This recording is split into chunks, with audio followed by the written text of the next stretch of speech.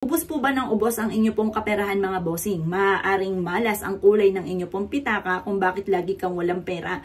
Na kahit gaano kalaking pera ang dumarating o dumadaan po sa mga palad po ninyo ay lagi na po itong lumalampas lamang. Dahil maaaring ang pitakang kulay na ginagamit po ninyo ay sumisimbolo ng kamalasan. Ang kulay pula mga bossing ko ay napakaswerte pero hindi sa ating pong pitaka. Dahil ang kulay pula, yan po ay sumisimbolo na ang kulay pong yan ay apoy. Yan po mga bossing ko, kahit gaano kadaming pera ang dadaan po sa inyo pong pitaka, dadaan lang po yan at hindi po yan tatambay. Mauubos kaagad po yan mga bossing. Kaya kung ang kulay ng inyo pong pitaka ngayon ay pula, paltan nyo po siya mga bossing ko ng mga kulay na itim, brown, or kaya po ay gold mga bossing. Kaya kung ikaw po mga bossing ko ay may kulay na ganyang pitaka, nako, asahan nyo po yan lalo na sa darating na taon ng 2025, Year of the Snakewood mga bossing ko, ay uulanin ka ng blessing. Kaya kung gusto nyo ulanin ng blessing mga bossing ko, subukan nyo po itong aking sinishare na ito at ang dulot po nito ay napakaswerte. Ganon din po mga bossing ko, mas mainam na gawin nyo po itong aking pong share na ito mga bossing ko dahil ang dulot nito ay napakaswerte. Subukan nyo po siya.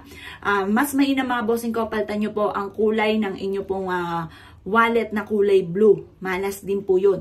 Ang kulay na blue mga bossing ko at ganoon din ang white, kulay po yan ng tubig. Mabilis din po yan mga bossing, wealth po siya pero hindi sa wallet. Yan po ay mabilis din, parang aanurin lang, parang dadan lang din po ang pera sa inyo pong mga kamay. Kaya hindi po maganda mga bossing ko ang kulay white at blue sa inyo pong kulay ng wallet mga bossing. Malas din po yan. Ganon din mga bossing ko, ang kulay white naman mga bossing ko na wallet, sumisimbolo ito ng kalungkutan mga bossing. Okay din po ang kulay na yan pero hindi sa wallet. Yan po yung apat na kulay na hindi maganda kapag ginamit yung kulay pagdating sa usapin ng wallet. Kaya kung gusto po ninyo mga bossing ko na lumevel up ang swerte po ninyo mga bossing ko pagdating sa usapin ng kaperahan sa inyong pitaka, ang gagamitin ninyong kulay ay kulay itim.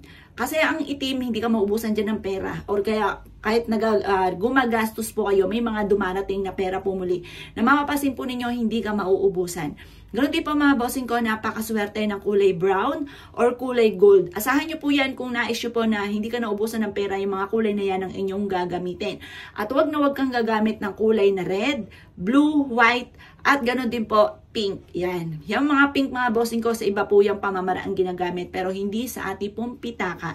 Mapapasin nyo, tingnan nyo pong wallet po ninyo kung yan po mga bossing ko ay lagi na lamang pong walang laman. Tingnan nyo po kung ano po ang kulay ng inyo pong pitaka. Kaya kung ikinaniwala sa mga gatong mga pamamaraan mga boss, good luck po sa ipo lahat.